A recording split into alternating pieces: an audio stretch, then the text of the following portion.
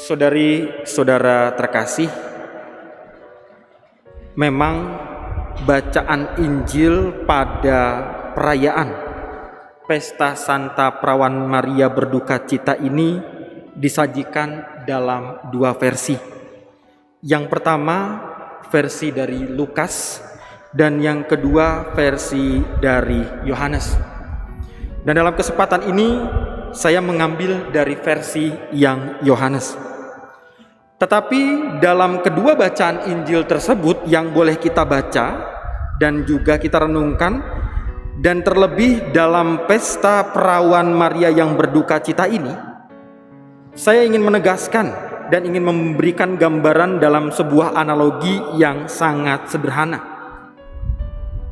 Pada umumnya kita tahu yang namanya seorang ibu itu pasti berjuang demi anaknya dalam keadaan apapun.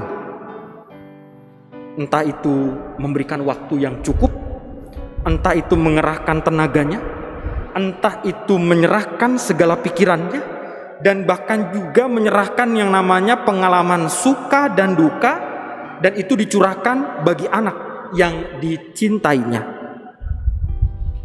Mengapa pernyataan tersebut boleh ditampilkan atau saya katakan di dalam homili saya yang bagian awal ini? Tentu hal ini kita boleh melihat kaitannya dengan Bunda Maria yang kita rayakan di dalam perayaannya pada malam hari ini, di mana gambaran Perawan Maria yang berduka cita ini sebenarnya ingin menegaskan kepada kita sekalian, ternyata tanpa disadari Bunda Maria pun mau berjuang ikut ambil bagian di dalam yang namanya karya penebusan ataupun yang namanya keselamatan. Tentu hal itu ingin memberikan kejelasan bahwa ternyata Bunda Maria itu juga ikut serta menderita bersama dengan Yesus Kristus. Ternyata Bunda Maria juga ketika ia mau menderita bersama dengan Yesus, Bunda Maria tidak melarikan diri ataupun tidak lari dari pengalaman penderitaannya. Mengapa demikian? Mari kita juga boleh melihat dan belajar dari seorang tokoh yang lain yang senantiasa ingin di dalam segala kehidupannya itu tidak lari dari setiap pengalaman penderitaannya.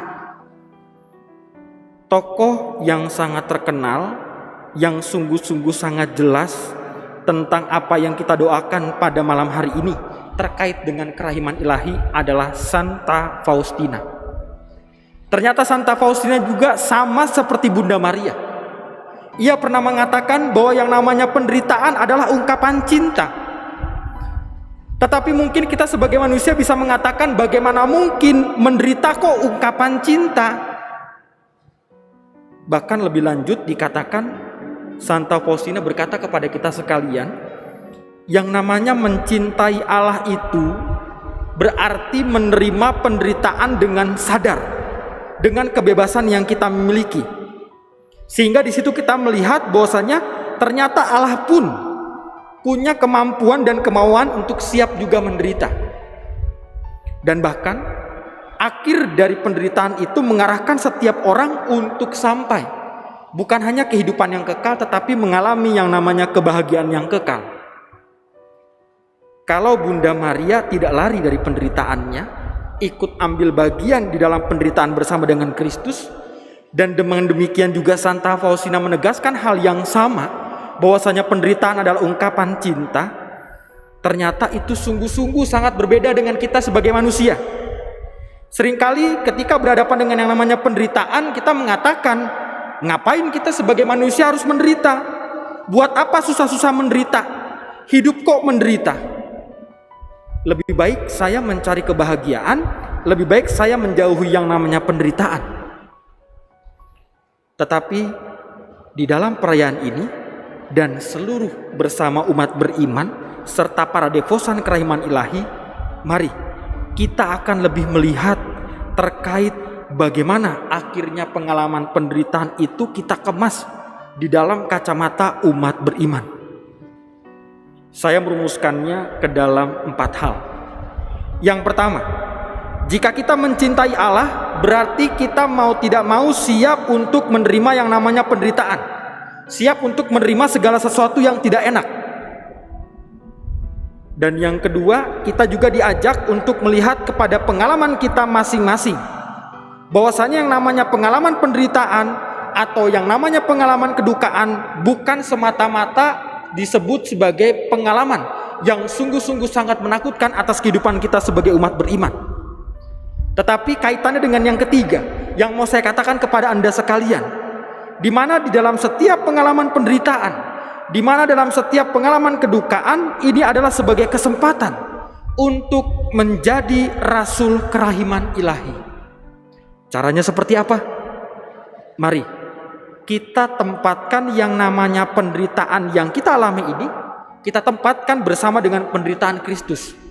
Kalau Kristus saja menderita dan kita pun menderita, mari kita sama-sama menghidupi penderitaan yang kita sungguh-sungguh alami di saat-saat seperti ini. Dan yang keempat, dengan penderitaan yang kita alami, sebenarnya kita diajak untuk belajar menjadi taat.